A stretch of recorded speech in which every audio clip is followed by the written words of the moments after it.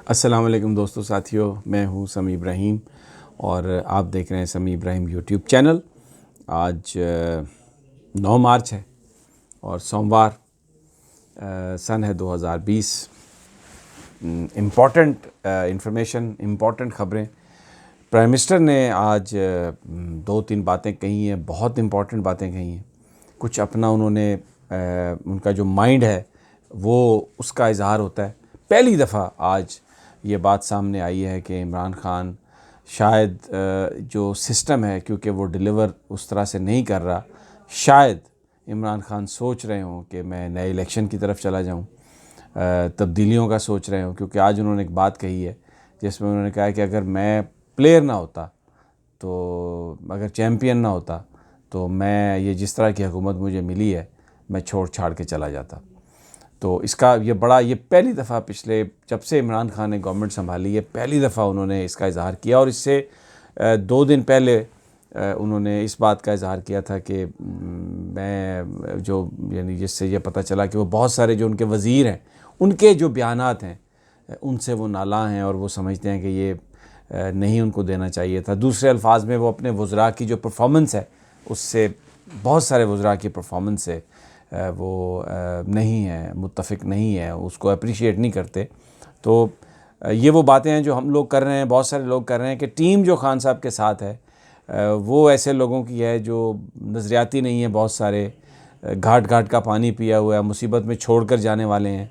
जो इमरान खान साहब का फ़लसफ़ा है, जिस तरह वो ऑनेस्ट हैं, इस पर उनका बिलीव नहीं है। लेकिन इसके बावजूद खान साहब बड़ी भरपूर कोशिश कर रहे हैं। और आज एक और जो बात उन्होंने कौम को एश्योरेंस दी है, उन्होंने कहा है कि बिजली और गैस की कीमत, ये आप लिख लें, ये अब नहीं बढ़ेगी बिजली और गैस की कीमत। बड़ी ये इम्पॉर्टेंट एक एश्योरेंस दी है प्राइम मिनिस्टर ने।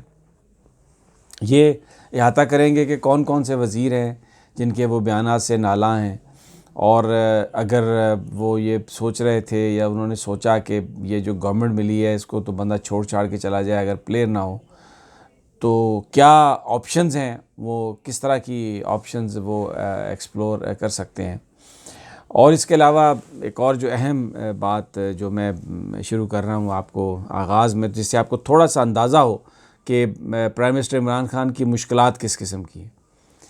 यानी मीडिया से जो उनको मुश्किलात हैं, आपको अंदाज़ा होगा ये सुन के। डैरन सैमी के साथ सलीम साफ़ी साहब का एक इंटरव्यू, आपको शायद याद होगा कि 2017 में जब PSL कुछ पाकिस्तान में मैच कराने की बात हुई थी, तो कुछ ऐसे प्लेयर आ गए थे जो अच्छे प्लेयर थे, उन्होंने आने से इनकार कर दिया था। चंद अच्छे प्लेयर आए थे और ज़्यादातर वो लोग थे जो अपनी टीमों में सेकंड कैटेगरी के प्लेयर्स थे। तो इमरान खान साहब ने ये कहा कि ये क्या आप रेलू कट्टे आप लेके आए हैं। वो क्रिटिसाइज़ कर रहे थे नजम सेठी पर कि आपको PSL पाकिस्तान में ही कराना चाहिए। तो उसमें उन्होंने एक वर्ड यूज़ किया था, फटीचर, रेलू कट्टा। और रेलू कट्टे की फिर तारीफ़ भी दी थी कि वो किस किस्म का प्लेयर होता है, हमारी अपनी ज़बान में जो गली मोहल्ले में चलती है।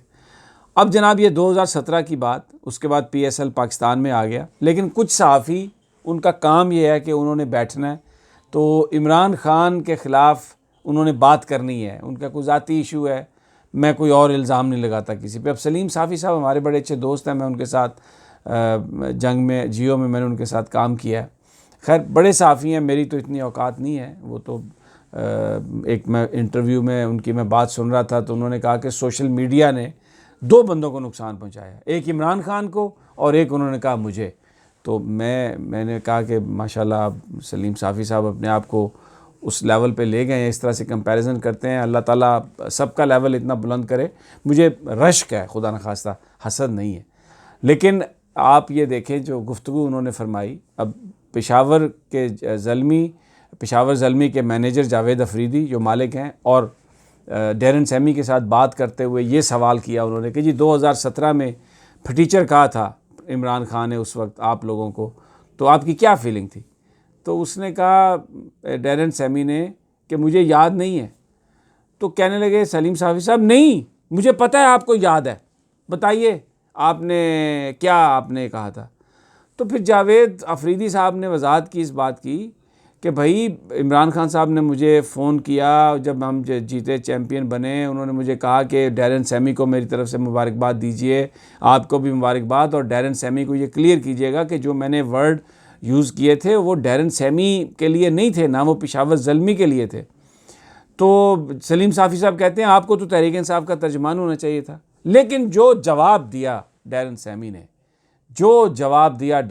ने, उसने तो बोलती बंद कर दी। ये फिर जब सलीम साफ़ी उनकी तरफ बोले, ये क्लिप सोशल मीडिया पर मौजूद है, आप देख लीजिएगा, तो डैरेन सैमी ने कहा कि मीडिया को आदत है कि वो जो चीज़ें हैं वो हर चीज़ में से कुछ ना कुछ निकालता है। तो सलीम साफ़ी साहब, आप सहाफ़ी हैं, आप सवाल करें, आप 2017 का सवाल, अब आप उनके दिलों में, उनके वो जो इधर PSL खेलने के लिए प्लेयर आए हैं, अपने इस तरह के सवालात से आप उनके दिलों में नफ़रत डालने की वो आपने ये कोशिश की है। और फिर जो जवाब दिया डैरेन सैमी ने, मैं समझता हूँ कि उसने बिल्कुल एक करारा जवाब दिया। मैं इससे ज़्यादा कुछ नहीं कह सकता, बिकॉज़ मैं सलीम साफ़ी साहब आपकी बड़ी रिस्पेक्ट करता हूँ, लेकिन मेरी आपसे ये इल्तिजा है कि ये आप जर्नलिज़म करें, आप सवाल करें, हर तरह का आपका राइट है, ये भी आपका राइट था जो आपने पूछ लिया। लेकिन मैं तो अपनी तकलीफ़ बयान कर रहा हूँ कि आप मेरे दोस्त हैं, भाइयों की तरह, लेकिन ये इस तरह पाकिस्तान की बदनामी, आप डैरेन सैमी जैसे प्लेयर को जो शलवार कमीज़ पहन के बात करता है, जो पाकिस्तान की एजाज़ी शहरियत ले रहा है, आप इमरान खान की दुश्मनी में इस कदर आगे चले गए हैं, जिस तरह नून लीग इमरान की दुश्मनी में आगे जाके शौकत खानम को बुरा भला कहती है, उस पर इल्ज़ाम लगाती है, जिससे ये नहीं सोचते कि उसका डोनेशन, चैरिटी मुतासर होगी। तो आप भी क्या, आप अगर वो डैरेन सैमी बुरा भला कह देता इमरान खान को इस बात पर कि हाँ जी मुझे बहुत तकलीफ़ हुई, उसको नहीं कहना चाहिए था, तो फिर आपकी क्या तस्कीन हो जाती, क्या तसल्ली हो जाती? किसको आप खुश कर रहे थे? मैनेजमेंट को, अपने आप को? बहरहाल, I just leave it up to you. आ जाते हैं जो दूसरी ख़बरें हैं। प्राइम मिनिस्टर ने जो बात कही है कि मैं बहुत सारे, यानी आज उन्होंने ये पहली दफ़ा इस बात का इंदिया दिया कि मैं अगर कप्तान ना होता, यानी अगर चैम्पियन ना होता, खिलाड़ी ना होता, क्योंकि जब आप खिलाड़ी होते हैं तो बड़ी सख्ती आपके अंदर आ जाती है, बड़े आप बात कर सकते हैं। तो अगर मैं वो ना होता तो मैं ये सब कुछ छोड़ छाड़ के चला जाता कि यार ये मुझे कैसी हुकूमत मिली है। अलाइज़ को देखें, उनकी परफॉर्मेंस देखें, उनकी साजिशें देखें, अपने साथियों की साजिशें देखें। फिर ये भी कहा प्राइम मिनिस्टर ने कि मैं अपने जो बहुत सारे वज़रा हैं उनके बयानात से नाला हूँ, यानी वो मैं सुबह उठता हूँ, जब फ़ोन देखता हूँ तो मुझे पता चल जाता है कि आज कितना सख्त दिन है। तो ये वो लोग हैं, ये वो टीम है इमरान खान साहब की, जो अनफॉर्चुनेटली जो उनके लिए आसानियाँ पैदा करने की बजाय अपनी सियासत के लिए, क्योंकि छोटे लोग हैं, पिगमीज़ हैं और बालिश्ते हैं, अपनी कोई हैसियत नहीं है। अगर तहरीक इंसाफ का साथ ना हो, खान का बल्ला निशान इंतखाबी ना हो, तो कुछ भी हैसियत नहीं है। अपने इलाके में एक कौंसलर का इलेक्शन भी नहीं जीत सकते। तो लेकिन बहुत जो करीबी हमारे दोस्त हैं जो खान साहब के साथ हैं, वो ये बता रहे हैं कि ये खान साहब तहैया कर चुके हैं कि उन्होंने ब्लैकमेल नहीं होना, और वो अपने साथियों से ये ऑप्शंस डिस्कस कर चुके हैं कि अगर उनको काम नहीं करने दिया गया, अगर इसी तरह ब्लैकमेलिंग होती रही, और अगर इसी तरह ये झमकटा जो उनके साथ एक नालायक लोगों का है वो उनके कामों में रुकावट डालता रहा, तो इस बात का बहुत इम्कान है कि वज़ीर आज़म इमरान खान मैंडेट के लिए दोबारा आवाम के पास चले जाएं।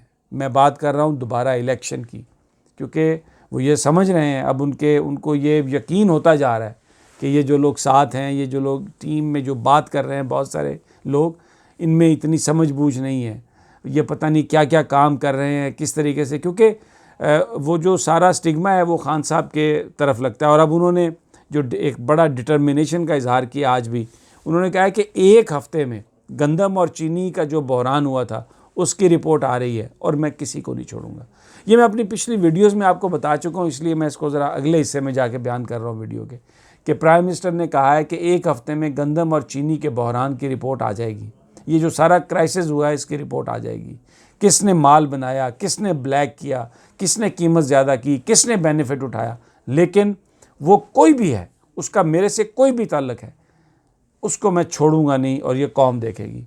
और साथ उन्होंने ये भी कह दिया कि बहुत हो गया, ये जो रोज़ाना IMF नई शराइत दे आता है, अभी पता चला कि फैटफ ने नई शराइत दी हैं, नई कुछ चीज़ें कर दी हैं। उन्होंने कहा मैंने बिजली और गैस की कीमतों में अब इजाफ़ा नहीं करना। पाकिस्तान के लोग बहुत सफ़र कर चुके, पाकिस्तान के लोगों ने जितनी कुर्बानियाँ देनी थी दे ली हैं। अब मैं किसी तरह भी बिजली और गैस की कीमत में मैं इजाफ़ा नहीं करूँगा। ये बहुत बड़ी एक एश्योरेंस दी है प्राइम मिनिस्टर ने।